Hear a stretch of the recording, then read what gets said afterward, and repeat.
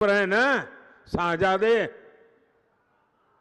अगर संविधान के प्रति इतना सम्मान है तो भारत के संविधान ने बनाई हुई सर्वोच्च अदालत ने कहा था शाहबानो के केस में, लेकिन आपने सुप्रीम कोर्ट का अपमान करके कानून बना दिया और मुस्लिम बहनों को संरक्षण नहीं दिया और 3 तलाक खत्म होने से सिर्फ मुस्लिम बहन को सुरक्षा मिली तो नहीं, पूरे परिवार को सुरक्षा मिली है। क्योंकि जब बेटी शादी करके जाती थी तब पूरा परिवार बड़े सपनों के साथ बेटी को ससुराल भेजता था, लेकिन चिंता रहती थी मुसलमान परिवार को कि कहीं दामाद 3 तलाक बोल करके बेटी को वापस न भेज दें। भाई को चिंता, पिता को चिंता, मां को चिंता, और ऐसी कितनी ही बेटियां 3 तलाक सुनकर के घर लौट आती थी। परिवार के परिवार तबाह हो जाते थे, लेकिन वोट बैंक की राजनीति के लिए इन्होंने 3 तलाक के कानून को,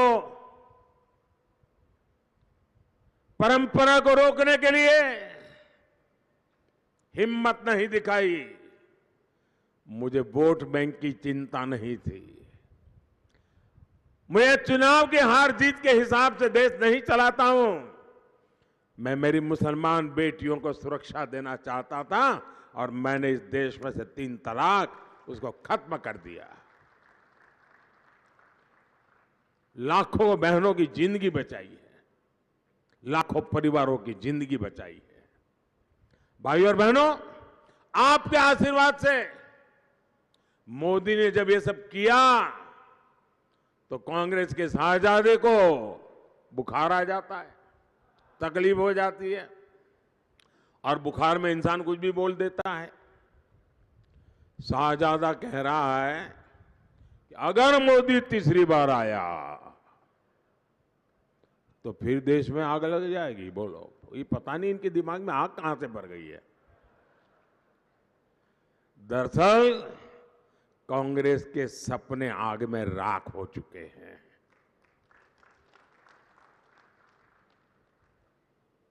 इस देश के लोगों ने कांग्रेस के हर इरादे को जान लिया है और इसलिए निराशा के गर्त में डूबी हुई कांग्रेस, जो अपनी पार्टी को नहीं बचा पाती है, जो अपनी पार्टी में जान नहीं भर सकते हैं, वह देश में सत्ता प्राप्त करने के लिए निकले हैं।